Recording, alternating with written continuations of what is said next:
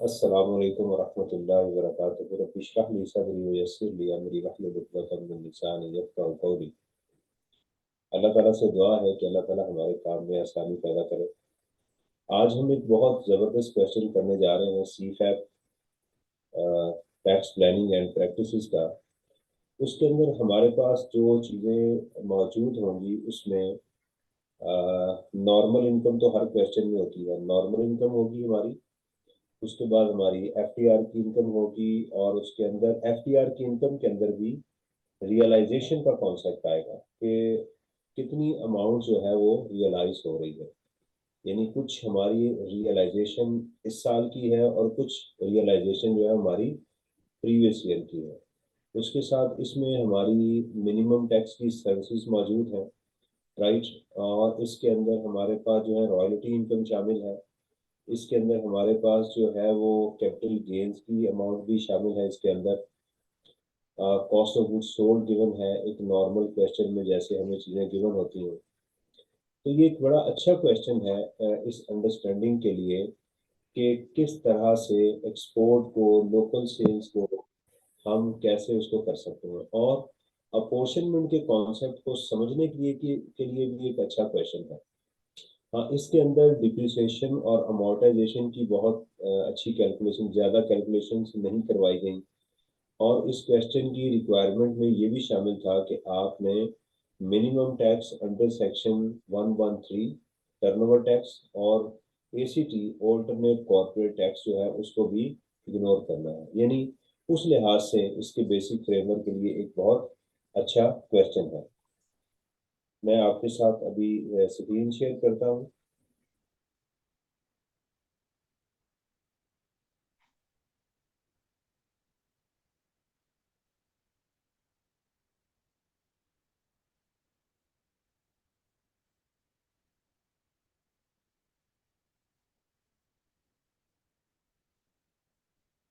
मैं जरा बाकी विंडोज को जरा बंद करता हूँ जो एक्स्ट्रा ओपन हो गई है।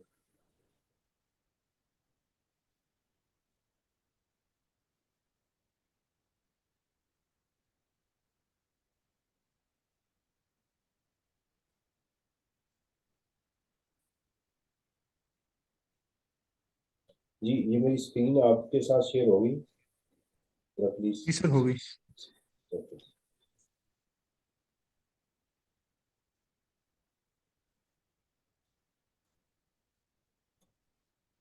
ओके, ये देखिएगा, एक क्वेश्चन आपको स्क्रीन पे नजर आ रहा है, और इसकी जो रिक्वायरमेंट है वो एक टिपिकल रिक्वायरमेंट मौजूद है। That is under the provisions of income tax. इसमें under the provisions of income tax ordinance 2001 and rules made thereunder, compute the taxable income and net tax payable by or refundable to KL जो है उसको वो कह रहे हैं कि उसको आप कैलकुलेट करें। ठीक है जी। मैं इसको इसके रिटर्न जरा इसको स्क्रीन को भी मिनिमाइज कर दें। इसकी नीचे देखिएगा requirement, number of times examiner जो है वो इसको लिख रहा होता है, ignore WWF minimum tax and ACT show all relevant exemption, exclusion, reclassification and disallowances। 22 marks का ये क्वेश्चन है, और इसको हम देखते हैं और उसके बाद इसका एनालिसिस करेंगे क्वेश्चन का, और फिर इसके बाद हम उसकी कंप्यूटेशन की तरफ वो चलेंगे। खालिस limited a listed company, right. ये हमारे लिए इम्पोर्टेंट है कि जो लिस्टेड कंपनी है उसके लिए इसकी जो सप्लाई ऑफ गुड्स है वो कहाँ पर जारी होती है, एनटीआर में जाती है। ये पहले आपको पता होना चाहिए कि लिस्टेड कंपनी जो है इसके लिए हमारी जो सप्लाई ऑफ गुड्स है वो एफटीआर में जाती है, इसलिए हम एनटीआर में जाती है, इसलिए ये वर्ड हमारे लिए इम्पोर्टेंट था। इसमें देखिएगा कि पहले हम इसका वर्टिकल जो है वो एक एनालिसिस करते हैं। वर्टिकल एनालिसिस में हमारे पास कंपनी गिवन है, profit and loss account given है, ग्रॉस सेल्स गिवन है, एंड सो ऑन। ये प्रॉफिट बिफोर टैक्स हमारे पास वो मौजूद है। इसका जो है वो for the year ended 31 X4 है। ग्रॉस सेल की हमें इंफॉर्मेशन गिवन है। अच्छा, ये ग्रॉस सेल जो है नॉर्मली ये डिसाइड करेगी कि मुझे क्वेश्चन जो है वो प्रॉफिट बिफोर टैक्स से स्टार्ट करना है, या मुझे क्वेश्चन जो है वो cost of sale, admin expenses, financial charges और अदर इनकम को इनको सेट करके लेकर चलना है। क्या फर्क होगा? अगर हमारी सेल जो है वो किसी डाइवर्सिफाइड नहीं होगी, किसी एक कैटेगरी में फॉल कर रही होगी, तो फिर हम जो है अपना क्वेश्चन कहाँ से स्टार्ट करेंगे? प्रॉफिट बिफोर टैक्स से स्टार्ट कर सकते हैं, राइट। लेकिन अगर हमारी ये जो सेल्स हमें गिवन है इसके नीचे, इस सेल्स के अंदर अगर हमें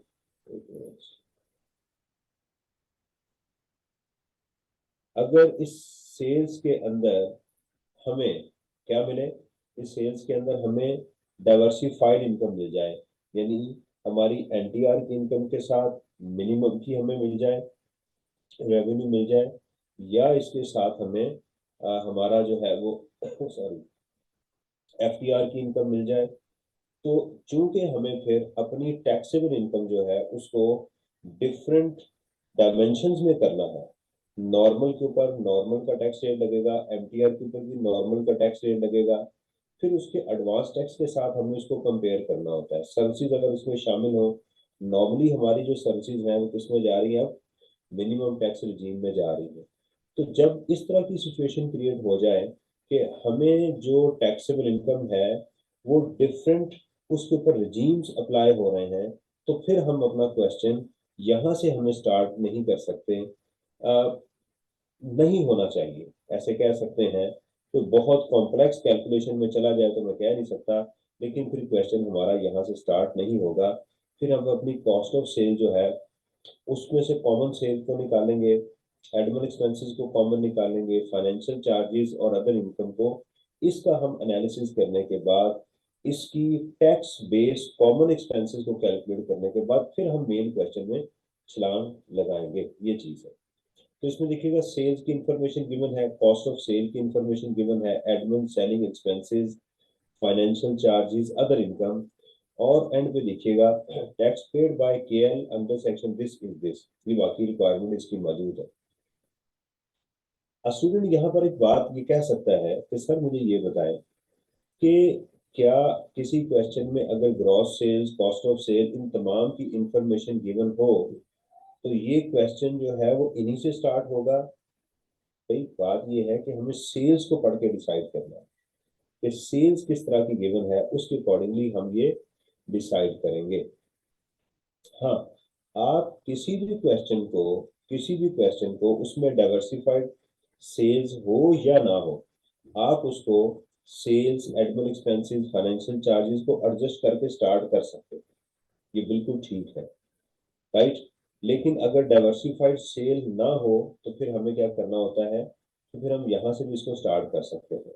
दोबारा मैं आपको बताता हूँ, मिक्सिंग ना हो गई हो, कि अगर डाइवर्सिफाइड सेल्स गिवन हो तो फिर हम क्वेश्चन को यहाँ से स्टार्ट नहीं करते। बस ये बात आपने ध्यान में रखनी। हमारे पास इसमें देखिएगा जी कि ये कंपनी है primarily engage in the business of manufacturing, supply and export of wide range of products. तो यहीं से हमें उसने एक आइडिया दे दिया कि ये एक्सपोर्ट में डील करता है। KL also renders services both locally and in international market। Services भी हैं। तो सर्विसेज नॉर्मली हमारी कहाँ जा रही हैं? मिनिमम टैक्स रिजीम के अंदर। अगर ये सर्विसेज हम विद होल्डिंग एजेंट को प्रोवाइड करेंगे तो बेशक उसने टैक्स डिडक्ट किया या नहीं किया, उसमें हम जो है वो उसको लेकर चलेंगे। ठीक है जी, ओके। अब देखते हैं हमारे पास जो ग्रॉस सेल्स है 350.5 मिलियन की सेल्स है। इसकी इंफॉर्मेशन को पहले हमने वर्टिकल इसको देखा, अब हम इसको हॉरिजॉन्टल जो है वो देखने जा रहे हैं। देखिएगा ग्रॉस सेल्स के अंदर वो कहता है कि 50.2% of the gross sales are related to the goods exported to countries in Europe and USA. इसका उसने बता दिया 52 जो है, these sales reflect the C&F price of the goods exported. अब उसने इतनी बात तो बता दी। ये लाइन इंपॉर्टेंट है जो नॉर्मल क्वेश्चन में नहीं होती, इसमें उसने बता दिया। कहता है जी 85% ऑफ द अबव एक्सपोर्ट, यानी ये जो 50.2 है इसका 85% of the above export sales were realised in the current year. अब यहाँ पर एक बात नोट कीजिएगा कि हमारी जो एक्सपोर्ट की सेल होती है वो नॉर्मली अप्रूवल बेसिस पे हम उसको नहीं लेकर चलते, हम उसको कैश बेसिस पे कंसीडर कर रहे होते हैं। राइट, हम उसको कैश बेसिस पे लेकर चलते हैं। इट मींस कि अगर हम ये कहें कि हमारी टैक्सेबल इनकम कितनी होगी, तो वो 350.5 का 50.2% इंटू 85%, ये रियलाइजेशन हुई है। मैं आपको एक्सेल के अंदर इसकी साथ साथ कैलकुलेशन जो है मैं वो भी दिखाता जाता हूँ।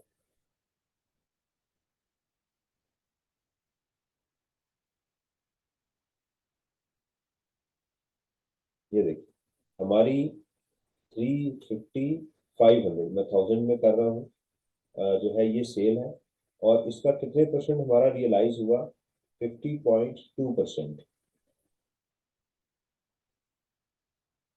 50.2%। तो हमारी रियलाइजेशन कितनी, सॉरी, इसमें एक्सपोर्ट कितनी है? 175,000 की हमारी एक्सपोर्ट है। लेकिन वो कहता है कि इसका 85% जो है वो रियलाइज हुआ है। तो इट मीन्स कि हमारी इस साल की जो इनकम है वो 149,558 होनी चाहिए। राइट, ये हमें जो है वो रियलाइज हुई है। ओके, अच्छा जी। अब दूसरी चीज आगे चलते हैं कि आगे हमें वो क्या बता रहा है। सेकंड वो बता रहा है कि no separate accounts, okay sorry, KL also realise 20 million from the last year export sale. कहता है इस साल, पिछले साल की सेल भी जो है हमारी वो हमें रियलाइज हुई है। No separate accounts were maintained by KL for the business of export of goods manufactured in Pakistan. इससे वो बात कर रहा है कि हमें नहीं पता कि हमारी एक्सपोर्ट में क्या एक्सपेंसेस आ रहे हैं और लोकल में कितने आ रहे हैं। यानी ये लाइन जो है ये हमें डिपिक्ट कर रही है कि ये हमारी क्या है, ये इसके अंदर हमें अपने इन एक्सपेंसेस को क्या करना पड़ेगा? अपोर्शन करना पड़ेगा। यानी कॉस्ट ऑफ सेल को, एडमिन एक्सपेंसेस को और फाइनेंशियल चार्जेस को हमें एक्सपोर्ट के लिए सेपरेट करना पड़ेगा। क्यों करना पड़ेगा? एक्सपोर्ट में सेक्शन 169 के अंदर तो हमें एक्सपेंसेस अलाउ ही नहीं है, तो फिर हमें एक्सपेंसेस की जरूरत क्या है?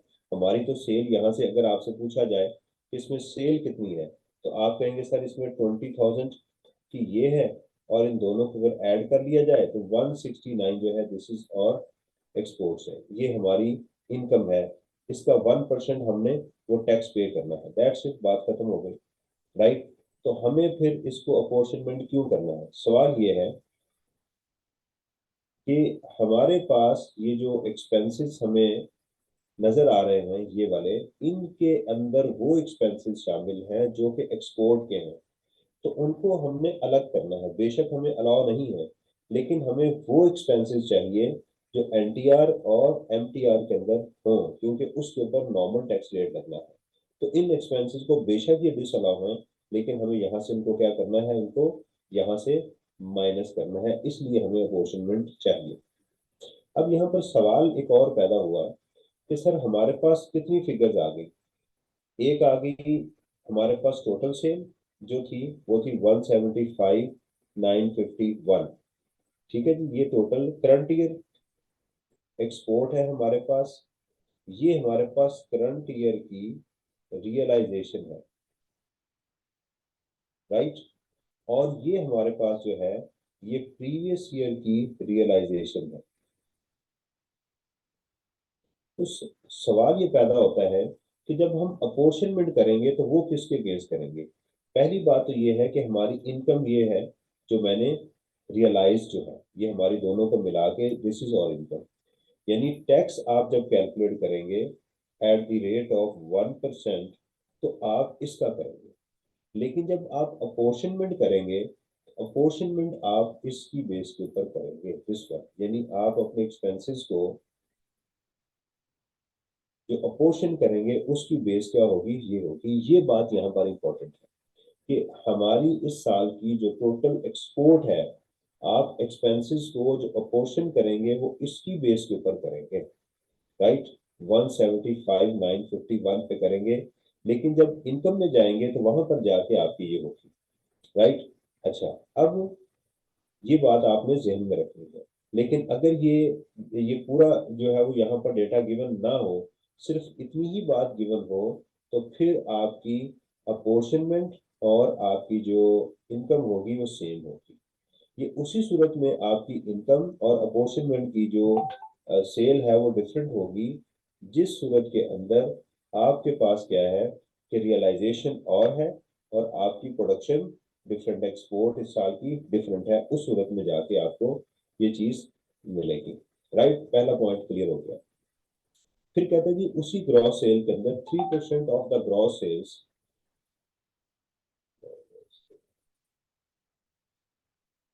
3% of the gross sales comprise of receipt from an export house, right?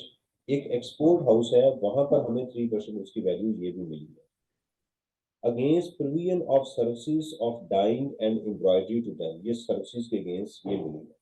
Right, हमने सेक्शन 153 में ये बात डिस्कस की थी, एक मिनट जिसका नोटिफिकेशन करेंगे।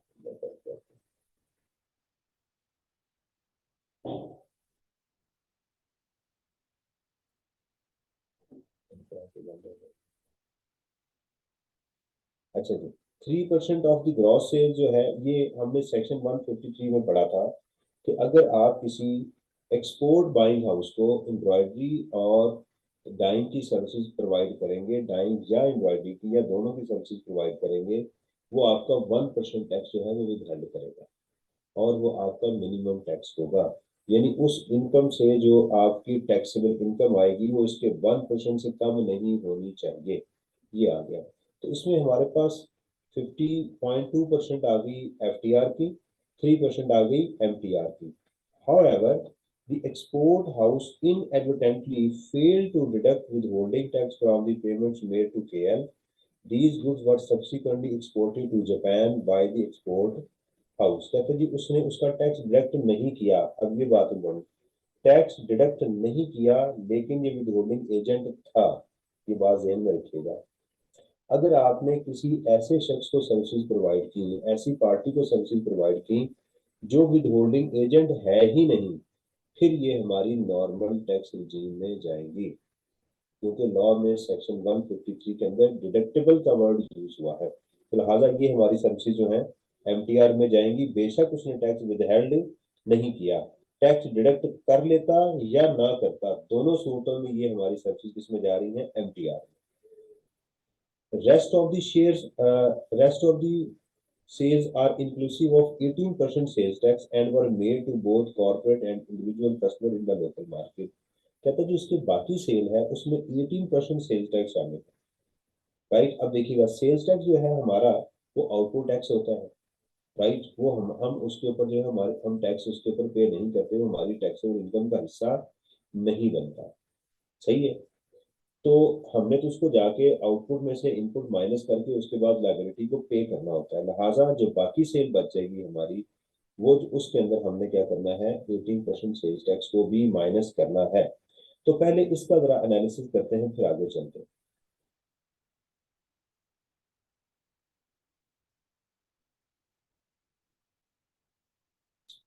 अच्छा, ये देखिएगा सेल्स थी हमारी as per accounts, this one 350 rupees in thousands है, ये आपने बात नोट करनी है।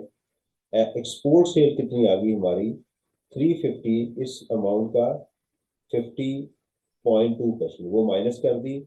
इसके अंदर डाइंग एंड एम्ब्रॉयडरी सर्विसेज जो है वो हम हमारी कितनी आ गई, 3%, वो भी माइनस की।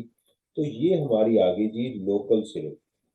Local sale inclusive of sales tax, ये मेरी आ गई। राइट, लेकिन वो कह रहा है कि इसके अंदर क्या है, सेल्स टैक्स शामिल है। तो मैंने क्या करना है, इसमें से सेल्स टैक्स को माइनस करना है। तो क्या किया मैंने, इस अमाउंट का सेल्स टैक्स इसमें इसको मल्टीप्लाई किया, 18% डिवाइड किया 118% के साथ माइनस किया, तो ये आ गई। अब बेसिकली इसमें मेरे पास ये तीन अमाउंट जो है, this one, this one and this one, ये आ गई। ये मेरी सेल जो है चली जाएगी एफटीआर पे, ये मेरी सर्विसेज जो है वो चली जाएगी एमटीआर में, और ये मेरी चली गई एनटीआर में। तो यहीं से रजीम जो है मुझे डिफाइन हो गया। लिहाजा मुझे क्या करना है अब अपने क्वेश्चन में, जो प्रॉफिट एंड लॉस अकाउंट है, जो प्रॉफिट एंड लॉस अकाउंट है, इसके हिस्से बकरे करने हैं। यानी मुझे अब इसको अलग से कैलकुलेट करना है। इस कॉस्ट ऑफ सेल को मुझे common taxable cost of sale में कन्वर्ट करना है। एडमिन एंड सेलिंग एक्सपेंसेस को admin taxable admin and selling expenses में कन्वर्ट करना है। आप कहेंगे टैक्सेबल का वर्ड क्यों यूज कर रहा हूँ, यानी टैक्स में ये इसको कंसिडर करना है। फाइनेंशियल चार्जेस इसी तरह ये भी इसमें होंगे। सही है। तो ये पहली चीज जो अभी हमने की उसकी ये हमारे पास बाइफरकेशन आ गई ये वाली। ठीक है जी। तो मैं इसको डिलीट कर दूं क्योंकि ये फाइल मैंने आपके साथ शेयर भी करनी है, तो ये बाद में आपको पता चल जाएगी। ये आपने एग्जाम में लिखना नहीं है, ये सिर्फ आपको समझाने के लिए। ठीक है, ये मैं लिख देता हूँ। ये आगे, अब आगे चलते हैं। यहाँ तक मुझे बताइएगा, क्लियर हो गया ये? यहाँ तक कोई इशू तो नहीं है? आते यस सर, क्लियर। यहाँ तक क्लियर हो गया। चलो, पहला मॉड्यूल हमारा कंप्लीट हो गया। अब हम चलते हैं कॉस्ट ऑफ सेल के ऊपर। कॉस्ट ऑफ सेल की अमाउंट देखिएगा 245.35 मिलियन है। अब इस पे चलते हैं। कहते हैं जी कॉस्ट ऑफ सेल इंक्लूड, ये वर्ड बहुत इंपॉर्टेंट होता है। जब होता है ना इंक्लूड, तो इसका मतलब होता है कि ये उसके अंदर शामिल है। अगर ये वर्ड इंक्लूड ना हो तो फिर हमें जज करना पड़ता है कि साहब ये जो इंक्लूड है इसके अंदर क्या, अगर इंक्लूड का वर्ड नहीं है तो फिर जज करना पड़ेगा क्या ये अमाउंट उसमें इंक्लूड है या नहीं है। राइट, और कितनी अमाउंट शामिल है, फिर हमें एक इसमें इशू फेस करना पड़ता है। फ्रेट कहता है जी 500,000 paid in respect of transportation of goods to the above export house. पहली बात ये है कि क्या ये एक्सपेंस जायज है या नहीं है, एक्सपेंस होना चाहिए या नहीं। सेक्शन 20 इसको डिसअलाउ नहीं करता, इसका मतलब ये ठीक है। लेकिन इशू ये है, चूंकि हम कॉमन एक्सपेंसेस कैलकुलेट करने जा रहे हैं, ये एक्सपेंस है तो है, लेकिन ये किसके रिलेटेड है, ये तमाम मेरे एक्सपेंसेस जो हमने अभी उन तीन जो तरह की डिफरेंट रेवेन्यूज कैलकुलेट किए हैं उन सब का नहीं है, किसी एक का है। तो लिहाजा मुझे इस कॉस्ट ऑफ सेल में से इसको माइनस करना है जरूर कंसिडर करूंगा, लेकिन फिलहाल इसको मैं यहाँ से माइनस करूंगा क्योंकि मुझे जो कॉस्ट ऑफ सेल चाहिए वो इन तीन एक्टिविटीज की चाहिए थी। तो इसलिए मैं करूंगा cost of sale as per accounts, हमने लिख ली, और उसमें से हमने क्या किया, लेस कर दिया freight for export buying house. ठीक है, एक्सपोर्ट की बजाय इसको मैं कर दूं buying, freight for embroidery and dyeing and embroidery, ये मैंने माइनस कर दी। तो हमारे जो कॉमन टैक्सेबल एक्सपेंसेस आ गए वो 244,850 वो आ गए। अब चलते हैं नेक्स्ट अपने नेक्स्ट मॉड्यूल के ऊपर। Admin and selling expenses include the following, ये देखिएगा इंक्लूड द फॉलोइंग वो भी हमें बता दिए गए।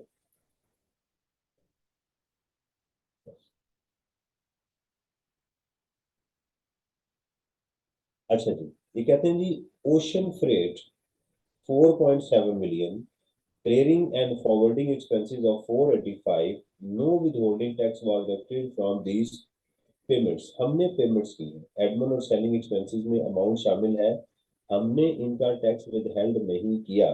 सेक्शन 21 ये कहता है अगर आपको जो जिसको आप पेमेंट कर रहे हैं गुड्स की और सर्विसेज की, आपने पेमेंट कर दी विदाउट डिडक्शन ऑफ टैक्स, तो वो एक्सपेंस आपको डिसअलाउ नहीं होगा।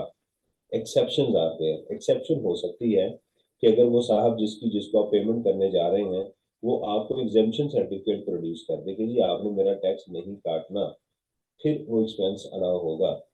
राइट, अब इसकी कोई एक्सेप्शन भी मौजूद नहीं है और आपने टैक्स बगैर किसी वजह के नहीं काटा। बात क्या लफ्ज मैंने यूज किया, without any cause, without any reason आपने उसका टैक्स विदहेल्ड नहीं किया, तो लिहाजा ये एक्सपेंस क्या होंगे, में डिस अलाउ हो जाएंगे दिस वन। आगे कहता है जी प्रोविजन फॉर डाउटफुल एक्सपोर्ट। अच्छा, इन दोनों में फर्क सुनिएगा, इसको हमने इसलिए माइनस किया था फ्रेट को, ये एक्सपेंस तो था लेकिन कॉमन नहीं था। इसको हम इसलिए माइनस कर रहे हैं कि इसको पूरे क्वेश्चन में कंसीडर करना ही नहीं है, सिर्फ माइनस कर देंगे। Provision for doubtful export rebate and duty drawbacks of this and this respectively, आपने प्रोविजन डाल दी है। प्रोविजन तो अलाउ है ही नहीं, ना प्रोविजन आपको ऑब्सोलीट स्टॉक की अलाउ है, ना बैड डेट्स की अलाउ है, ना आपको रिबेट की अलाउ है, कोई प्रोविजन अलाउ नहीं है, लिहाजा इसको भी माइनस कर देंगे। Legal expenses of 1 million respect of dispute over territorial rights, आपने लीगल एक्सपेंसेस पे किए हैं और वो एडमिन में शामिल हैं। सवाल ये है कि क्या ये आपको अलाउ है या नहीं है। आप लॉ ने कहीं भी इसको डिस अलाउ नहीं किया, लिहाजा ये हमें अलाउ है, राइट। तो इसका कोई ट्रीटमेंट नहीं होगा। ये 3 पॉइंट है, इसका कोई ट्रीटमेंट नहीं होगा, लेकिन क्वेश्चन में शो करेंगे इसको। क्यों? क्योंकि एग्जामिनर ने ये कहा है कि साहब वो एक्सपेंसेस और वो आइटम्स जो मैंने दी हैं और आपने उसको इग्नोर किया है, उसको आपने शो करना है। Show all relevant exemption and disallowances. 3 million paid in respect of an unsuccessful marketing campaign। आपने पेमेंट की मार्केटिंग कैंपेन की जो रियलाइज नहीं हो सकी, मार्केटिंग ठीक नहीं हुई, सो व्हाट, तो क्या करें? क्या उसको डिसअलाउ कर दें? कहीं लॉ ने कहा है? The answer is no. तो लिहाजा इसका भी कोई ट्रीटमेंट नहीं होना चाहिए। 800,000 income for acquiring a long-term business contract, expected useful life of 10 years। आपने एक लॉन्ग टर्म कॉन्ट्रैक्ट के लिए जो है वो एक्सपेंसेस किए हैं जिसकी लाइफ 10 साल होगी। सेक्शन 24 ये कहता है कि साहब आपने कोई पेमेंट की जिसका बेनिफिट ओवर द पीरियड आपको मिलना है बहुत सारे सालों में। एनी एक्सपेंडिचर, वहां वो वर्ड यूज करता है एनी एक्सपेंडिचर। तो एनी एक्सपेंडिचर का जब वर्ड वो यूज करता है तो कोई भी एक्सपेंस, लिहाजा ये हमारी क्या हो जाएगी, इसको अमोर्टाइज करना है। तो इसका मतलब ये होगा ये जो 8 लाख रुपया है ये हमारा कैपिटल एक्सपेंडिचर था, गुस्सा कहाँ हुआ है हमारे रेवेन्यू एक्सपेंडिचर के अंदर, तो इसको माइनस करेंगे। ये सारा अलाउ नहीं है। सेक्शन 20 इसको डिस अलाउ करता है, कहता है capital expenditure are not allowed, ये बात याद रखिएगा। लिहाजा इसको डिस अलाउ करेंगे, लेकिन इसका एक और ट्रीटमेंट होगा कि फिर हम इसकी अमोर्टाइजेशन चार्ज करेंगे ओवर 10 ईयर्स। तो 80 आ जाएगी, 800,000 को डिसअलाउ करेंगे और 80 अलाउ हो जाएगी। फिर कहता है जी 2 million contributed to a foreign pension fund. यहाँ ये नोट खालिद साहब ने लिखा हुआ है, ये वैसे ये नोट है नहीं, यानी एग्जाम के अंदर नहीं होता, आपको इसमें अजम्पशन लेनी पड़ेगी। फॉरेन पेंशन फंड कोई आपने क्रिएट किया था, उसमें आपने 2 मिलियन क्रिएट किया हुआ है। तो फॉरेन पेंशन फंड के अगेंस्ट वहां पर कोई इम्प्लॉइज होंगे जिसके अगेंस्ट आप पेमेंट्स कर रहे हैं कोई, तो इसके अंदर ये अजम्पशन दी गई है कि ये एक्सपोर्ट के बिजनेस से रिलेटेड है। तो लिहाजा यानी एक्सपेंस अलाउ है सॉरी, सेक्शन 21 इसको डिसअलाउ नहीं करता, वो अलाउ है आपको, ठीक है। लेकिन सवाल ये है कि ये एक खास एक्सपेंस है, एक खास बिजनेस का है, लिहाजा हम इसको यहाँ से माइनस करेंगे। तो फिर अगर एक्सपेंस अलाउ है तो फिर करेंगे क्या? एक्सपोर्ट में लेकर जाएंगे।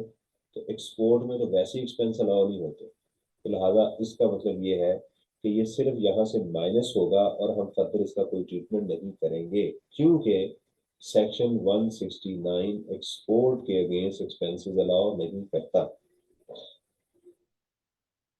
Sales tax of 950। अब देखिएगा एडमिन एक्सपेंसेस में सेल्स टैक्स पड़ा हुआ है, ये बात आप ध्यान में रखिएगा। आपकी सेल में सेल्स टैक्स हो वहां से भी माइनस करेंगे, और अगर आपके एक्सपेंसेस में कहीं सेल्स टैक्स हो तो वहां से भी इसको माइनस करेंगे। पहला बात तो ये, पहली बात ये, sales tax of 950 paid in respect of entertainment and courier charges relating to KL's business. No input tax credit was allowed to KL in respect of such expenditure। हमें इसका इनपुट नहीं मिलना।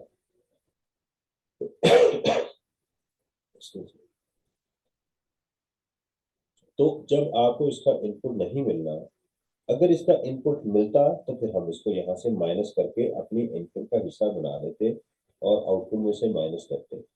जब आपको इनपुट नहीं मिल रहा तो लिहाजा ये हमारे एक्सपेंस का हिस्सा बन जाएगा। सिमिलरली अगर आपने कस्टम ड्यूटी पे की है, उसकी कहीं एडजस्टमेंट आपको नहीं मिलती तो हम उस टैक्स को भी कॉस्ट का हिस्सा बना लेते। ठीक है। लेकिन जो एडवांस टैक्सेस होते हैं या सेल्स टैक्स, इनपुट हो गया या आउटपुट हो गया, हम उसको अपने क्वेश्चन से निकाल देते हैं। तो इसको भी हम क्या करेंगे, यहाँ से माइनस करेंगे। अब इसकी जरा वर्किंग को हम देखते हैं अपनी शीट में जाके।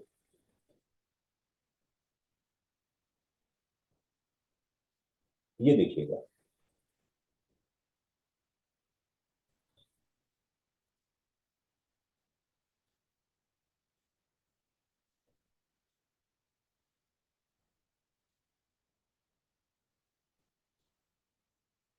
नहीं जी, admin expenses as per profit and loss account आगे 70। ये मैं आपको दिखा दूं तो मैं फिगर कहीं गलत ना उठा ली है। दिस वन काउंट किया होगा 70.1 million. Less ocean freight paid without tax deduction मैंने माइनस कर दिए। फॉरवर्डिंग एक्सपेंसेस जो थे हमारे वो भी हमने माइनस कर दिए। प्रोविजन जो थी वो भी माइनस कर दी। राइट। ये दोनों जो चीजें थी हमारी, दिस वन और ये, जिनको मैंने कंसिडर नहीं किया।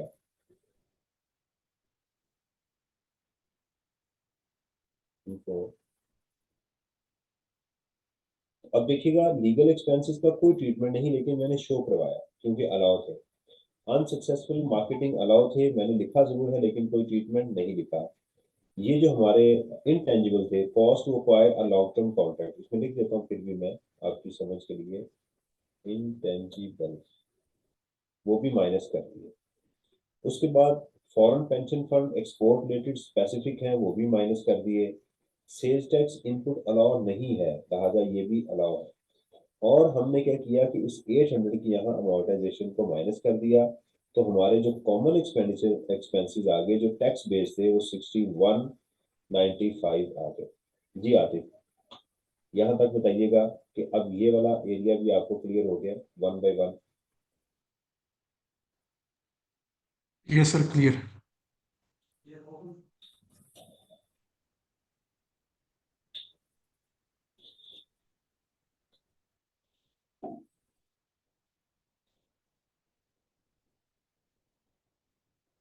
जी, मैंने अभी फैन चलाया, उसकी डिस्टॉर्शन तो नहीं आपको आ रही? No sir. बिल्कुल क्लियर है मेरी आवाज? जी सर। Sir okay. इसमें जो ये फॉरेन पेंशन फंड का जो है ये हमें अज्यूम करना पड़ेगा, इसको हम कॉमन नहीं लेंगे due to word foreign pension fund. जो पेंशन फंड के साथ फॉरेन का लफ्ज लगा हुआ उसकी वजह से अज्यूम करना पड़ेगा। हाँ कि देखे ना, लोकल बिजनेस का फॉरेन पेंशन फंड के साथ कोई तुक नहीं बनता ना। तो ये एग्जाम में आप इसके साथ, जैसे मैंने यहाँ लिखा है ना, तो आप यहाँ पर इसी तरह लिख देंगे ताकि एग्जामिनर जब उसको चेक करे उसको पता चल जाए किसने ये जूम किया है।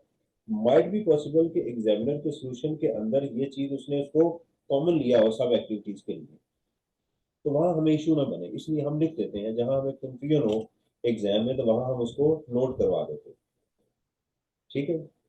Okay sir. अच्छा, ये बाकी चीज क्लियर है आपको? बिल्कुल। जी सर, बाकी क्लियर है। चलिए, अब चलते हैं दोबारा अपने क्वेश्चन के ऊपर। फिर कहते हैं जी financial charges include. Financial charges में हमारे पास 15.1 15.515 ये है। फाइनेंशियल चार्जेस से क्या मुराद है? आपके normally profit and loss account में क्या होती है? लीज के एक्सपेंसेस होते हैं, इंटरेस्ट एक्सपेंसेस होते हैं, मॉर्टगेज वगैरह इसमें पड़ी हुई होती है। कहते हैं जी markup of 1.2 million paid on a loan obtain from AB bank limited for the purpose of advancing concessional loan to KL staff in accordance with the terms of their employment. सवाल ये है सेक्शन 28।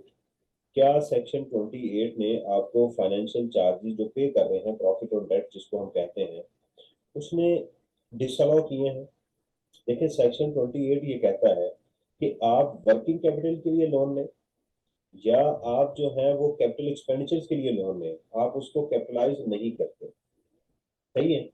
इसी तरह जो lease है उसके regarding वो कहता है कि लीज के जो फाइनेंशियल चार्जेस होते हैं लीज एसेट के वो अलाउ नहीं होंगे, उसकी आपको रेंटल अलाउ होगी। तो लीज की रेंटल अलाउ होगी, इसके अलावा जो भी आप एक्सपेंसेस पे कर रहे हैं या करेंगे वो आपको इजाजत है।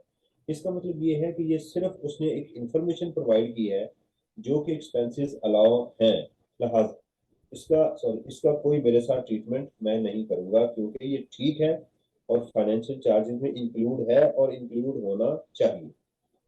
फिर कहते हैं जी markup of 9 million on short term borrowing obtain to finance the working capital requirement of export sale, ये देखिएगा, यानी एक्सपेंस ये भी ठीक है लेकिन ये क्या है, ये कॉमन है, ये किसी एक खास एक्टिविटी के लिए है, मेरी ऊपर जो एक्टिविटीज आ रही थी ये उसका हिस्सा है, लिहाजा मुझे इसको भी क्या करना है, यहाँ से माइनस करना है। और एक्सपोर्ट में वैसे एक्सपेंस अलाउ नहीं होता, तो इसका ट्रीटमेंट होगा सेकंड पॉइंट का। 2.150 charge by the bank for the collection of export proceed, इसका ताल्लुक भी किसके साथ है, एक्सपोर्ट के साथ है, लिहाजा ये दोनों आइटम मुझे यहाँ से क्या करनी है, लेस करनी है। चलिए इसको अब देखते हैं।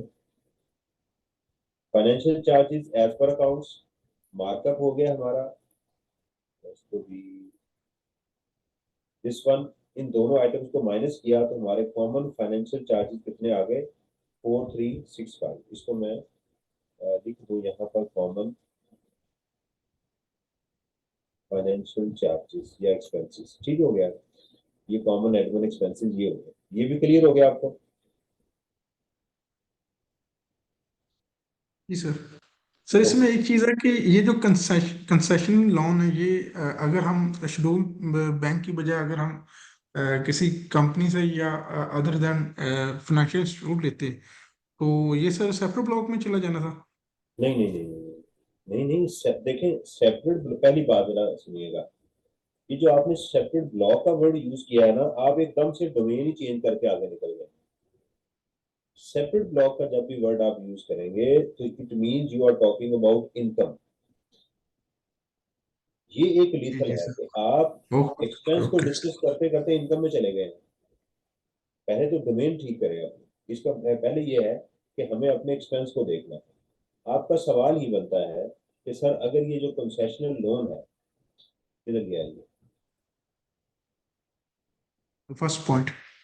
ये फर्स्ट जो है, ये अगर बैंक से ना होता, ये किसी और से होता, किसी साहब से हमने ये लोन लिया होता, क्या इसके ऊपर इंटरेस्ट अलाउ है, the answer is yes. Law ने कहीं इसको 28 ने इसको मना नहीं किया, यानी आप किसी से भी लोन ले लें ये आपको एक्सपेंस अलाउ हो जाएगा, ये बात है, ठीक है। अब मेरा ख्याल है आपको ये क्वेश्चन बन रहा है। ठीक हो गया सर। इसमें फिर जो सर हमें मार्कअप अलाउ होगा वो मार्केट बेसिस पे होगा, जो मार्केट में रेट चल रहा होगा, या कंसेशन पे देखिए ही यहाँ हमें पर अलाउड हो तो जाएगा। उसने कोई ऐसी बात नहीं की, जो एक्चुअल होता है हम उसी को लेके चल रहे होते हैं। मार्केट बेस की जब बात होती है ना, वो नॉर्मली इनकम के ऊपर अप्लाई हो रही होती है। सेक्शन 76 77 जो है ना वो चल रहे होते हैं, फेयर मार्केट वैल्यू की कंसीडरेशन के ऊपर बात कर रहे होते हैं। नॉर्मली लोग क्या करते हैं कि अपना जो इनकम होती है ना उसको मार्केट से नीचे लेकर चलते हैं, वहां हम उसको फेयर मार्केट वैल्यू को नॉर्मली देखते हैं। अच्छा एक और चीज मैं आपको बता दूं, इनकम टैक्स के अंदर इसने बहुत सारे क्वेश्चन के अंदर डिस्काउंट कहा हुआ है, उसने इतना डिस्काउंट अलाउ कर दिया। स्टूडेंट क्या करते हैं कि सेल्स टैक्स की तरह उसको डिसअलाउ कर देते हैं। इनकम टैक्स में उसने कहीं खास जगहों पर, उसने कहीं मैंने देखा नहीं है ना आई के आपने कभी कंसिडर किया हो, उसने सेल्स के अंदर डिस्काउंट को कभी अहमियत नहीं दी, उसने उसको अलाउ किया है क्योंकि इसके ऊपर इनवाइस के ऊपर होना या ना होना कोई जरूरी नहीं है, कोई एबनॉर्मल सिचुएशन ना हो। आजकल जितने आई कैप में सेल्स के क्वेश्चन दिए हैं उसमें डिस्काउंट की वैल्यू दी है, हमने उसको कंसिडर किया है कि ये सही डिस्काउंट इसने दिया है, ठीक है जी। चलते जी अब हम करते हैं एनालिसिस, हमारा जो लास्ट इसका पॉइंट है वो है अदर इनकम। अब देखिएगा कि अदर इनकम में क्या चीज शामिल है। कहते हैं जी अदर इनकम 25850। अच्छा ये यहाँ स्टूडेंट क्या कंफ्यूजन क्रिएट करता है, वो कहता है कि ये इनकम फ्रॉम अदर सोर्स है तो मैं इसको निकाल दूं, नहीं। अगर एग्जामिनर इसमें कोई आपको इंफॉर्मेशन प्रोवाइड ना करे तो ये बिजनेस इनकम कंसिडर की जाती है, राइट, ये बात ध्यान में रखिए आपने। अनटिल अनलेस के एग्जामिनर कोई हमें स्पेसिफिक इंफॉर्मेशन ना प्रोवाइड करे, हम इस अदर इनकम को इनकम फ्रॉम अदर सोर्स नहीं लेते। ठीक है, चलें अब इसका जरा एनालिसिस करते हैं ताकि हमें समझ आ जाए। कहते हैं जी exchange gain of 2 million, this gain was related to export से। हमें उसने एक्सचेंज गेन था, हमने उसको एक्सपोर्ट के रिलेटेड जो हमें वो मिला था, हमने उसको अदर इनकम में डाल दिया। एक्सचेंज गेन क्या हुआ होगा, आपने डॉलर थे उसको या तो रियलाइज करवाया है, या सिर्फ जो असल चीज होती है कि पेमेंट करते हुए आपको गेन हो गया, ये तो नोशनल अमाउंट है वैसे भी। ठीक है, तो इसका कोई ट्रीटमेंट नहीं होना चाहिए, तो ये अदर इनकम का हिस्सा नहीं है, ना ही ये टैक्सेबल, तो लिहाजा इसको हम अदर इनकम में से क्या कर देंगे, माइनस कर देंगे। Export rebate of 3.9 million and duty drawbacks of 1.6 million, ये अपने नोट ये हम लेक्चर में डिस्कस कर चुके हुए हैं कि एक्सपोर्ट की रिबेट और ड्यूटी ड्रॉबैक दोनों जो है ये टैक्सेबल नहीं है। फिर कहते हैं जी fee of 10 million received under an agreement from enterprises in Bahrain in consideration for the use of KL design, patent and scientific knowledge। यानी पाकिस्तान के अंदर ये कंपनी कोई ऐसा काम कर रही, कोई ऐसा इसका वो था, कोई पेटेंट से इसके पास कोई डिजाइन था, उसके अगेंस्ट बहरीन के अंदर एक फॉरनर जो है इसको 10 मिलियन की फी रिसीव हुई है। ये सर्विसेज है, ये क्या है, सर्विसेज है। सही है, आप जो एक्सपोर्ट की सर्विसेज हैं ये आपके ऊपर फिक्स टैक्स लगा हुआ है। आप अपने नोट्स में चैप्टर 17 में देखिएगा तो वहां पर ये बात मौजूद है, इस सोल्यूशन के अंदर मैंने उसका रेफरेंस दिया हुआ है। Right, I think so it is 153 या 154 है, 154 ए के अंदर ये बात शामिल है कि अगर आप एक्सपोर्ट सर्विसेज करेंगे तो उस पर भी फिक्स टैक्स होगा 1% का, वो हम इसके ऊपर पे करेंगे। ठीक है, तो चूंकि ये अदर इनकम में शामिल है तो ये बिजनेस का हिस्सा, लेकिन इस पे टैक्स फिक्स लगा हुआ है। अगर इस पे टैक्स फिक्स ना लगा होता तो मैं इसको रहने देता, अदर इनकम इसको ना छेड़ता, लेकिन अब मुझे यहाँ से बाहर निकालना है क्योंकि ये सेपरेट ब्लॉक की आइटम है। ठीक हो गया। फिर कहता है जी 4 पॉइंट में KL is also engage a commission agent by M limited. M limited है a renowned communication company in Pakistan, उसका ये कमीशन एजेंट है। KL limited 50 million to its principal, यानी एम को केएल ने 50 मिलियन की सेल करके उसको भेजी। M limited after retaining rupees 4.3 million on account of commission, तो केएल ने उसमें क्या किया, 43 लाख रुपया रिटेन कर लिया अपनी कमीशन समझ के।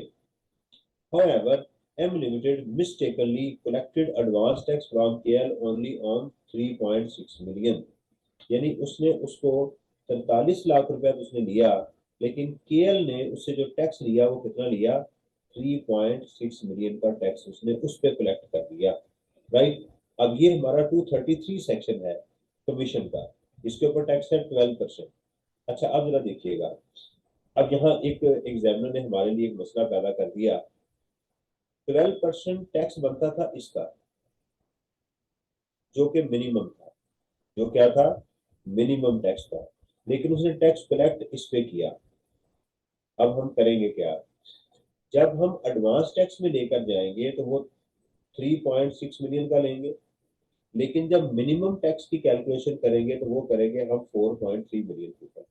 डिडक्टेबल, दोबारा वर्ड यूज कर रहा हूँ, डिडक्टेबल, जो डिडक्ट होना था उसके ऊपर मिनिमम की कैलकुलेशन करनी है, एक्चुअल के ऊपर कैलकुलेशन नहीं करनी। सही हो गया। फिर कहता है जी इसी के अंदर इंक्लूड है capital gain on sale of 30,000। ये एक प्रॉब्लम है, इसने ऊपर हमें बताया include this amount, include this amount, include, यहाँ पर उसने हमें इंक्लूड की बजाय एक पैराग्राफ दे दिया, वहां से हमें डिटरमिन करना पड़ा कि वो ये अमाउंट। तो एक्चुअली होना ये चाहिए था कि एग्जामिनर लिखता अदर इनकम इंक्लूड 4.3 मिलियन, तो यहाँ उसने एक पैरा दे दिया। ऐसी जगहों पर थोड़ी सी हमें कैलकुलेशन करनी पड़ती है, सेंस अप्लाई करना पड़ती है। कहते हैं जी capital gain on sale of 30,000 share in Blue limited. अब ब्लू लिमिटेड क्या है, अगर प्राइवेट होगी तो सेक्शन 37, अगर ये लिस्टेड कंपनी होगी तो सेक्शन 37A लग जाएगा। आगे कहता है जी लिस्टेड कंपनी, तो क्या हो गया, ये हमारी सेपरेट ब्लॉक में चली गई। अच्छा, ये सेपरेट ब्लॉक में होती या ना होती, इन एनी केस हमें यहाँ से इसको निकालना था। क्यों? क्योंकि ये अदर हेड ऑफ इनकम है जो कि बिजनेस में घुसा हुआ है, तो यहाँ हमें इसको निकालना था। एट अ प्राइस ऑफ 120 पर शेयर, 30,000 शेयर 120 पे है। KL purchase the share 5 years ago at a cost of 35 पर शेयर। 5 साल पहले उन्होंने इसको 35 पे बाय किया था, राइट। अच्छा, अब देखें कि अ, वो शेयर, इसको देख लीजिएगा अगर मैं गलत नहीं हूँ, तो जो 1 जुलाई 2021 के बाद अक्वायर किए जाएंगे उनका रेट जो है 15% है, उससे पहले का 12.5% है। देख लीजिएगा, मैंने 12.5% इसको लिया हुआ है। No direct expenditure was incurred in respect of sale of these shares except incidental expenses, the effect of which is included in the amount mentioned in this paragraph. तो उसने कहा कि मैंने इनका इफेक्ट जो है यानी 120 और 35 का जो डिफरेंस है वो मैंने इसमें शामिल कर दिया है, मल्टीप्लाइड बाय 30,000। तो अब यहाँ कैलकुलेट करके हमें वहां से निकालना पड़ेगा, और ये टैक्स है, ये तो एडवांस टैक्स की इंफॉर्मेशन है। अब चलते हैं क्वेश्चन के ऊपर। Other income as per profit and loss account आ गई। एक्सचेंज गेन हमने माइनस कर दिया, एक्सचेंज एक्सपोर्ट रिबेट हमने माइनस कर दी, ड्यूटी ड्रॉबैक माइनस कर दी, रॉयल्टी इनकम माइनस कर दी जो कि सेपरेटली टैक्सेबल है, ठीक है। कमीशन हमने माइनस कर दी, ये भी टैक्सेबल है, राइट। और डिस्पोजल ऑफ शेयर ये भी टैक्सेबल, सही है। ये हमारी रॉयल्टी जो है FTR में चली जाएगी, कमीशन हमारी MTR में, यहाँ मैं लिख देता हूँ, रॉयल्टी हमारी FTR में चली जाएगी, कमीशन हमारी MTR में चली जाएगी, और ये हमारा सेपरेट ब्लॉक ऑफ इनकम, इसको FTR नहीं कहना चाहिए, separate block of income under section 37A में ये चला जाएगा। तो जो बैलेंस बचा हमारा वो 1500 बच गया, इसको हम इनकम फ्रॉम अदर सोर्स नहीं कहेंगे, रादर ये बिजनेस का हिस्सा है और इसको लेकर चलेंगे। अच्छा जी, अब जरा इसके ऊपर हम इसकी पहले इसकी बाइफरकेशन कर लें एक दफा कि हमारे पास हुआ क्या है। ये मैंने जी, ये सिर्फ आप ये वाली कैलकुलेशन आपने एग्जाम में नहीं करनी, ठीक है। For understanding purpose, not for exam, ये इसलिए मैं लिख रहा हूँ कि आपने एग्जाम में नहीं करनी। हमारे पास की एक्सपोर्ट की डाइंग एंड एम्ब्रॉयडरी आ गई, ये वाली। लोकल सेल हमारे पास ये वाली आ गई, कमीशन हमारे पास आ गई, एक्सचेंज गेन आ गया, रिबेट आ गया हमारे पास, मैंने वो तमाम, ड्यूटी ड्रॉबैक्स आ गई, रॉयल्टी आ गई हमारे पास, डिस्पोजल ऑफ शेयर की इनकम आ गई, अदर इनकम हमारे पास आ गई, एक्सपोर्ट रियलाइजेशन हमारे पास आ गई, प्रीवियस ईयर की रियलाइजेशन आ गई, ये सारी चीजें हमारे पास आ गई। अब पहले तो ये है कि एक्सपोर्ट हाउस कहाँ चला गया, MTR at the rate of 1%, local sale normal में चली गई, कमीशन हमारी MTR में चली गई, exchange gain not taxable, export not taxable, duty drawback not taxable, royalty आ गई हमारी 1% पे, FTR में चली गई, सही है। डिस्पोजल ऑफ शेयर्स हमारे पास आ गए, ठीक है, ये भी हमारे उसमें चले गए सेपरेट ब्लॉक ऑफ इनकम के अंदर, ठीक है जी। अदर इनकम हमारी MTR में चली गई, एक्सपोर्ट रियलाइजेशन ये भी हमारी FTR में चली गई, और प्रीवियस ईयर की भी FTR में चली गई, रियलाइजेशन बेसिस पे होता है। अब आते हैं कि एक्सपेंसेस की जो अपोर्शनमेंट है, एक्सपेंसेस का जो बिहेवियर है वो हम कैसे इसको कंसिडर करेंगे।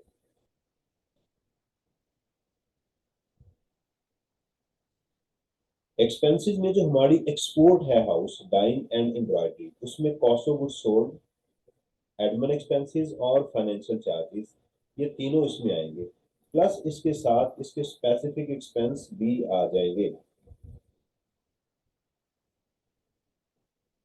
लोकल सेल में cost of goods sold, admin और फाइनेंशियल चार्जेस आएंगे।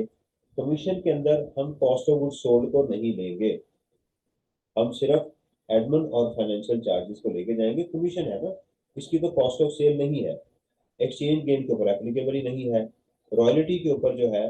अच्छा अब देखिएगा, जो royalty dividend profit and loss account, इनको एग्जामिनर नॉमिनल ट्रीट करता है, और वो कहता है कि इसके ऊपर आपने क्या करना है कि अपनी एक्सपेंसेस को अपोर्शन नहीं करना, इसको हम अपने क्वेश्चन से बाहर रखेंगे।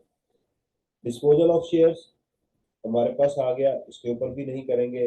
अदर इन और ये जो अदर इनकम है जो एनटीआर में, इसके ऊपर भी कॉस्ट ऑफ सेल को नहीं लेंगे हम, इसके अगेंस्ट, चूंकि हमें पता नहीं है, लिहाजा हम इसको सेल का हिस्सा नहीं बनाएंगे, और इसको हम सिर्फ एडमिन और फाइनेंशियल चार्जेस हम इसको एलोकेट करेंगे। ठीक है जी, चलें।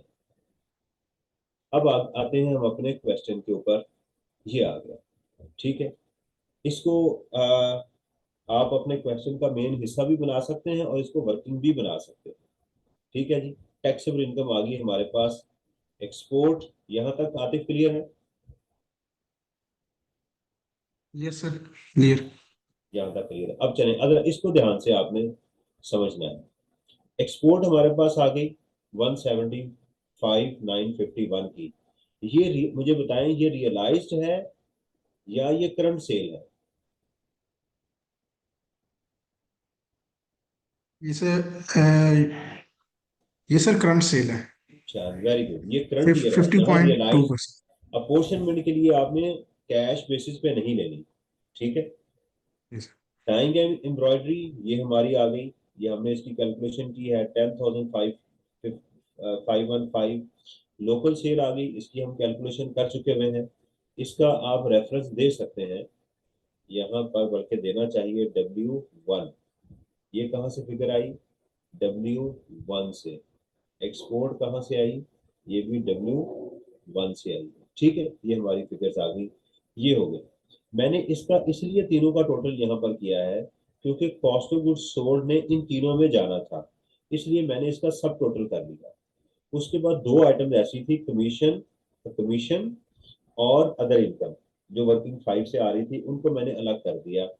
तो इन तीनों के ऊपर कॉस्ट ऑफ गुड्स सोल्ड जाएगी, और इन तमाम आइटम्स के ऊपर एडमिन और फाइनेंशियल चार्जेस जाएंगे, इसलिए हमने इसको टोटल कर लिया। तो अभी हमने जब इन तीनों को टोटल किया तो इसके अंदर हमारा आ गया 325,478। ये मेरा पॉइंटर आपको नजर आ रहा है मूव करता हुआ साथ?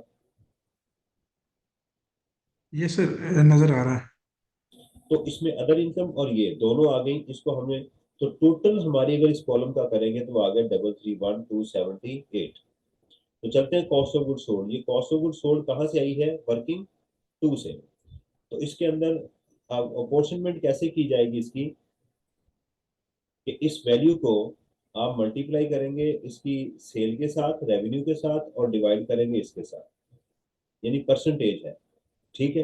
अगर आप इसकी परसेंटेज देखना चाहें क्या बनती है, तो आप देखें दिस डिवाइडेड बाय दिस। ठीक है। इसी तरह दिस डिवाइडेड बाय, मैं इसको परसेंटेज में करके आपको दिखाता हूँ। एक स्टूडेंट ने कहा था कि सर ये जरा इसको बता दें कि ये कैसे। तो this divided by this, this divided by this, ये परसेंटेज आ गई। यानी कॉस्ट ऑफ सेल का इस अमाउंट का 54% इसको चला गया, और कॉस्ट ऑफ सेल का जो टैक्स बेस कॉमन है उसका 3% हमने इधर डाल दिया, और इसका 43% हमने इधर चार्ज कर दिया। ठीक है जी। अब जब एडमिन और फाइनेंशियल चार्जेस के ऊपर आएंगे तो फिर ये रेशो किस पे बेस करेगी? इसके ऊपर। अब हम उसकी रेशो बनाते हैं। उसकी रेशो बनाने के लिए क्या करेंगे कि हम दिस डिवाइडेड बाय इसको करें। ठीक है। दिस डिवाइडेड बाय, ये जो हमारी मेन वैल्यू है इस पे करेंगे, दिस डिवाइडेड बाय इसको करेंगे। इसी तरह अब इसकी रेशो भी आ जाएगी, डिवाइडेड बाय दिस। मैं इसको परसेंटेज में करूँ।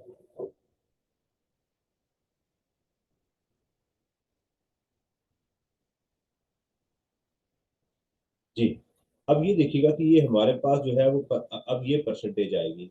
अब एडमिन और फाइनेंशियल चार्जेस को हम इस परसेंटेज से करेंगे, यानी 6195 का 53%, ये उसका 3%, इसका ये 42%, ये 0.5%, ये 1.3%, इसी तरह फाइनेंशियल चार्जेस का।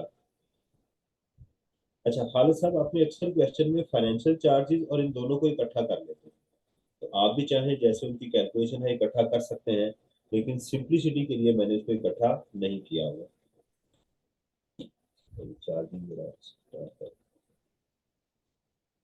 सही है जी। अच्छा जी, उसके बाद आप देखिएगा स्पेसिफिक एक्सपेंसेस सिर्फ हमारे किसके थे, इसके एक्सपोर्ट, इसके डाइंग के और एम्ब्रॉयडरी के। एक्सपोर्ट के अंदर बेशक आप एक्सपेंसेस यहाँ पर ना भी लिखें तो कोई फर्क नहीं पड़ता, क्योंकि वो एफटीआर में उसको इनकम जा रही होती है, लेकिन शो करवा दें, एग्जामिनर शो करता है तो आप इसको करवा सकते हैं। यहाँ मैंने एक्सपेंसेस उसके स्पेसिफिक को ऐसे ही अपने क्वेश्चन को कॉम्प्लेक्स करने के लिए मैंने नहीं लिखा उसे। ठीक हो गया, ये हमारी इनकम आ गई टोटल। इसको मैं ये परसेंटेज आप लिखना चाहें।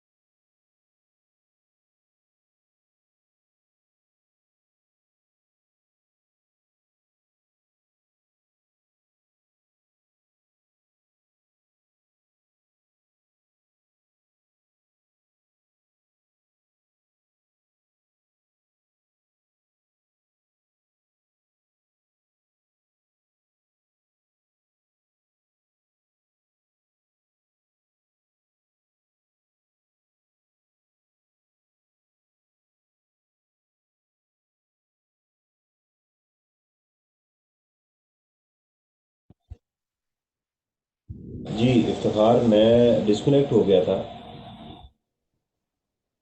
आप मौजूद हैं? सर जी सर। मैं अपनी स्क्रीन शेयर करूं? जी, नेट का स्क्रीन मसला नजर है। आ रही हाँ, थैंक यू। अच्छा जी, तो अब ये जो ग्रीन थे ना, ये अब ये बात नोट करने वाली है, ये है टैक्सेबल इनकम। ये क्या है? टैक्सेबल इनकम कौन सी? एम्ब्रॉयडरी की। इस टैक्सेबल इनकम का टैक्स और इस अमाउंट का विदहोल्डिंग टैक्स, अब हमने उसको कंपेयर करना है। पहली बात यह है कि इन सब का जब टोटल किया, ये एमटीआर और एनटीआर का सबका मैंने जब टोटल किया, तो मेरे पास टोटल आ गया 11.64 मिलियन। ये एनटीआर की इनकम है, पहली बात ये है। अब ये पॉइंट है समझने वाला, ये है एनटीआर की इनकम। ये एनटीआर की इनकम है, इसके ऊपर 29% टैक्स लगेगा, ये आपको नजर आ रहा है 11 दिस, और इसको मैंने मल्टीप्लाई किया तो मेरे पास टैक्स आ गया 3.3 मिलियन। पहले बात तो ये आ गई। अब हमने क्या करना है, इस अमाउंट का 29%, राइट, और इस अमाउंट का 29%, और इसको हमने कंपेयर करना है इसके विदहोल्डिंग टैक्स के साथ। ये इसका टैक्स है और इसका जो विदहोल्डिंग टैक्स है उसके साथ कंपेयर करना है, राइट। इसका आ जाएगा हमारे पास 108, अभी मैं कैलकुलेशन करवाता हूँ, और इसका आ जाएगा तकरीबन 1000। अब जरा पहले इसको समझिएगा, ये वाला जो एरिया है इसको समझने की जरूरत है। हमने अपनी टैक्स के अंदर ये जो टोटल अमाउंट है इसमें 27 शामिल है। ये पॉइंट बड़ा टेक्निकल है, इसको समझना जरूरी है। ये 27 जो है ये इसमें शामिल है और उसका टैक्स यहाँ आ चुका हुआ है, लेकिन इसका जो एडवांस टैक्स है विद होल्डिंग टैक्स वो कितना है? 105। लॉ ये कहता है कि तुम्हारा टैक्स इससे कम नहीं होना चाहिए। कि बात ना समझ आए तो मेरे से आपने पूछना लाजमी है। वो कहता है कि इसका जो टैक्स है वो इससे कम नहीं होना चाहिए, यानी ये जो अमाउंट आपको नजर आ रही है वो इससे कम नहीं होनी चाहिए थी। यानी हम कहेंगे कि हमारी टैक्स लाइबिलिटी में इसका जो डिफरेंस है वो शॉर्ट है, यानी इतना ज्यादा होना चाहिए, तो हम इनका क्या करेंगे, जो डिफरेंस आएगा वो अपनी टैक्स लाइबिलिटी में बढ़ा देंगे, क्योंकि इस अमाउंट का मिनिमम टैक्स कितना बनता था, 105। आप कहेंगे सर ये बड़ी अजीब बात है, मेरी टैक्सेबल इनकम 27 है और टैक्स बन रहा है 105। असल में ये जो टैक्स बन रहा है ना, ये बन रहा है इसके ऊपर ये कटा हुआ टैक्स है, सही है, ये टैक्स इसके ऊपर है, इस वजह से ये टैक्स हमें ज्यादा लग रहा है। तो लॉ ये कहता है कि इसका जो एडवांस टैक्स है ये मैं आपको वापस नहीं करूंगा, दूसरे अल्फाज में इसका टैक्स मैं आपको वापस नहीं करूंगा, लिहाजा तुम्हारे टैक्स के अंदर 8 रुपए आ रहे हैं मेरे पास, तुमने तुमने ऑलरेडी मुझे 105 रुपए दे दिए हुए हैं, और अगर तुम ऐसे ही इसको लेके चलोगे तो ये तो रिफंड में चला जाएगा। लिहाजा क्या करो, अपने 8 को 105 बनाओ, तो डिफरेंस इसका मजीद ऐड करो, ऊपर भी 105 हो गया, नीचे भी 105 हो गया, तो जीरो हो गया। इसको कहते हैं मिनिमम टैक्स। क्लियर हुआ आपको आतिफ, ये पॉइंट जो मैंने अभी बताई? जी सर, जी सर। अगर अब एक्चुअल जी सर, अगर विद होल्ड टैक्स अगर एक्चुअल ज्यादा होता तो हम एक्चुअल लेते। मिनिमम जो टैक्स है जो विद होल्ड हो गया वो होना ही होना है हमने, यानी वो हमारा टैक्स। ये है, हायर अमाउंट हम लेके जा रहे हैं, ठीक है। चलो, ये अमाउंट मेरा ख्याल है कि मैं गलत लिख दिया हूँ, ये मैंने यहाँ लिखी, ये बात। अब यहाँ आते हैं, यहाँ सिचुएशन डिफरेंट हो गई। यहाँ सिचुएशन क्या डिफरेंट हुई कि हमारा ये जो अमाउंट थी, यहाँ पर भी 3,400 का, एक मिनट मैं कहीं गलती गलत कर गया,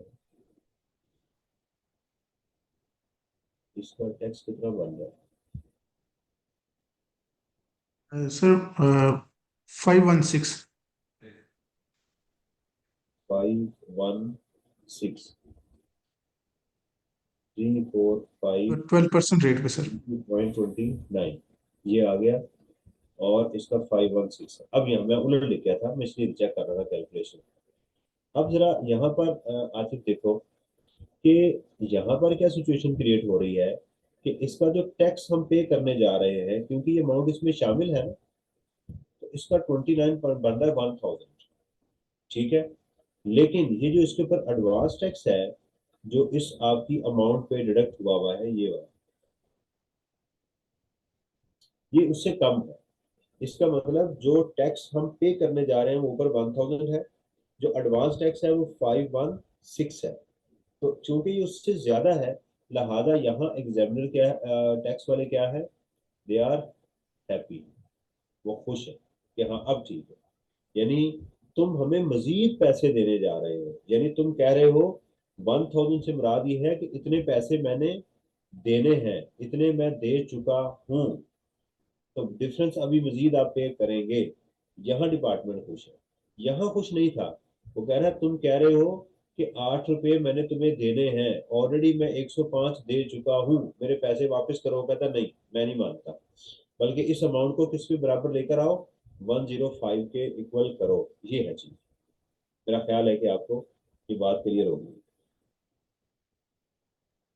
यस सर, क्लियर। ठीक है जी, चलिए अब इसको कंक्लूड करें। टैक्स आ गया जी हमारे पास हमारी इनकम के ऊपर, दिस वन, ठीक है जी। अब हम इसकी कैलकुलेशन करते हैं। Minimum tax on embroidery services under section 153, 27 का 29%। देखिए यहाँ उसकी टैक्सेबल इनकम है, यहाँ उसकी ग्रॉस वैल्यू है, इसका विद होल्डिंग टैक्स और इसका 29% हमने कैलकुलेट किया, ठीक है। तो इसका जो डिफरेंस है हमने मजीद अपनी कैलकुलेशन में ऐड कर दिया, क्योंकि टैक्स लाइबिलिटी कम है। दूसरी सिचुएशन में डिफरेंट हुआ, दूसरी सिचुएशन में हमारी टैक्स लाइबिलिटी ज्यादा है, जबकि हमारा एडवांस टैक्स जो था वो कम है, तो लिहाजा यहाँ भी कुछ भी ऐड नहीं हुआ। तो हमारी टैक्स लाइबिलिटी कितनी आ गई, 3475। इसमें हमने सेपरेट ब्लॉक को ऐड कर दिया, वो क्या है, royalty from Bahrain under section 154A, 10,000 का 1%, वो भी आ गई। कैपिटल गेन हमारा आ गया 12.5% पे, एक्सपोर्ट रियलाइज्ड। अब देखिएगा, अब ये बताएं कि ये कौन सी अमाउंट है, मैंने लिखा भी हुआ है इसके सामने, ये कैश जो आपको बैंक के थ्रू रियलाइज हुआ है। तो इसको आपने जेहन में रखना है कि जब कैलकुलेशन करनी है उस वक्त करंट एक्सपोर्ट लेनी है, लेकिन जब इनकम में जाना है तो रियलाइज्ड अमाउंट लेनी है। तो ये हमारे पास आ गई टोटल टैक्स लाइबिलिटी, हमारे पास ये आ गई। एडवांस टैक्स को हमने माइनस किया तो टैक्स पेएबल विद रिटर्न आ गया 12 मिलियन।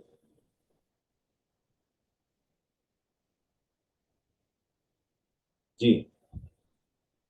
जी आतिफ, अभी देखें, अब क्वेश्चन करने का अंदाज क्या है कि जब भी आप कोई क्वेश्चन करें उस क्वेश्चन को आप जब कर लें, उसको बंद करने के बाद पूरा क्वेश्चन को सोचें कि मैंने किया क्या था, कौन कौन से सेक्शन इसमें अप्लाई हुए थे, मैंने कैसे इसको लेके चला। जब आप ऐसे करेंगे तो इंशाल्लाह आप देखेंगे कि आपको अगले क्वेश्चन करने में बहुत आसानी पैदा होगी। अगर क्वेश्चन पे क्वेश्चन करते जाएंगे फिर आपको मसाइल पैदा होंगे। ठीक है जी। सर। नमाज का टाइम भी हो गया, क्वेश्चन भी अल्हम्दुलिल्लाह बड़े टाइम पे खत्म हो गया।